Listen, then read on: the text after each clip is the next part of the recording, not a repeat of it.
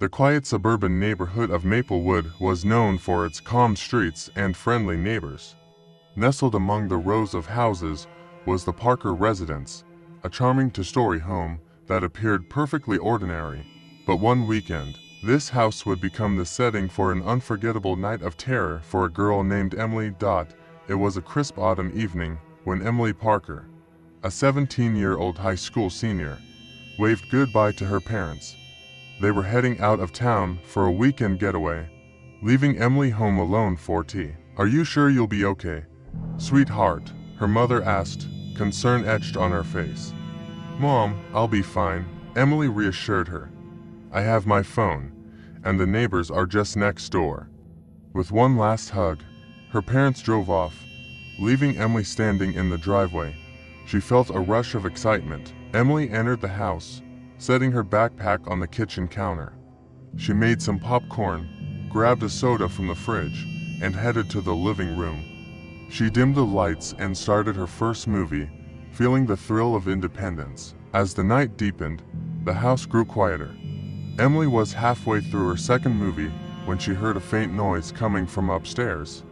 She paused the movie, straining to listen. It sounded like a soft thump, barely audible over the movie's soundtrack. "Probably just the house settling," she muttered to herself, resuming the movie. A few minutes later, her phone buzzed with a text message from Sarah. "How's it going? Enjoying your freedom?" Emily texted back. "Yep. Just watching some movies. It's great." But as she hit send, she heard the noise. Again, a little louder this time. It was unmistakably coming from upstairs. Emily's heart began to race. She muted the TV and listened intently. "Hello, Mom, Dad," she called out, hoping her parents had come back for some reason. But there was no response, only the eerie silence of the empty house. Deciding to investigate, Emily grabbed a flashlight from the kitchen drawer and made her way upstairs. Her footsteps echoed in the quiet house. She checked her parents' bedroom first, but found nothing unusual. She then moved to her own room and paused. Her bedroom door, which she was sure she had closed, was slightly ajar. With a trembling hand, she pushed it open and scanned the room with the flashlight. Everything seemed normal until she saw it. Muddy footprints leading from her window to her closet. Emily's breath caught in her throat. The footprints were fresh, and she hadn't been outside. She approached the closet slowly, her heart pounding in her ears. She yanked the door open, but it was empty except for her clothes and shoes. Get a grip, Emily, she whispered to herself. You're just imagining things. Trying to shake off her fear, Emily went back downstairs. She made sure all the doors and windows were locked, double-checking each one. She returned to the living room and wrapped herself in a blanket, hoping to find comfort in the familiar warmth. Just as she started to relax, her phone buzzed again. It was a notification from the house's security system. Front door opened. Emily's blood ran cold. The front door was supposed to be locked. She hadn't heard it open, but the alert was clear. Her hands trembled as she grabbed a kitchen knife and checked the front door. It was closed, but the lock was undone. She tried calling 911, but to her horror, the line was dead. Panic surged through her. Someone was in the house. She could feel it. Emily moved through the house, trying to find a place to hide. She heard footsteps behind her and turned quickly, but saw nothing. Her heart was pounding so loudly, she feared it would give her away. Desperate, she ran to the basement, thinking it would be the safest place. She hid behind some old boxes, clutching the knife tightly. She tried to steady her breathing, praying that whoever was in the house wouldn't find her. Suddenly, the basement door creaked open, heavy footsteps descended the stairs, and a flashlight beam swept across the room. Emily held her breath, her body shaking with fear. The footsteps grew closer. The flashlight beam moved towards the boxes. Unable to stay silent any longer, Emily burst out, screaming and swinging the knife wildly.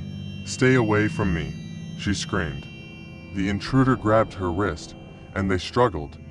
The flashlight fell, revealing the intruder's face, a man with a sinister grin.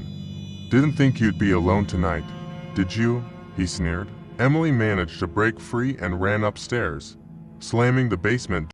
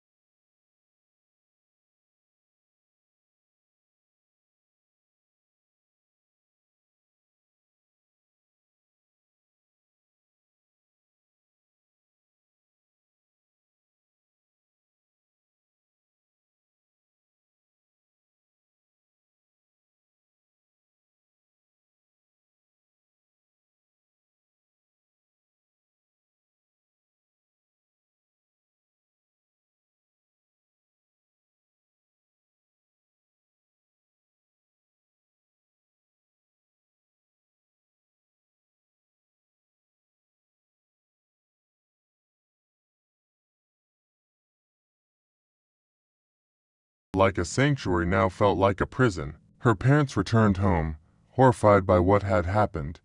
They hugged her tightly, vowing never to leave her alone again. Emily knew that this experience had changed her forever. Emily looked out her bedroom window, the neighborhood returning to its quiet, suburban calm. She knew she had learned a hard lesson that night. Sometimes, the real monsters aren't in our imaginations, but are lurking in the shadows of our everyday lives. Thank you for joining us for this chilling tale. If you enjoyed this story, don't forget to like, share, and subscribe for more spine-tingling content. Until next time, stay safe and stay vigilant.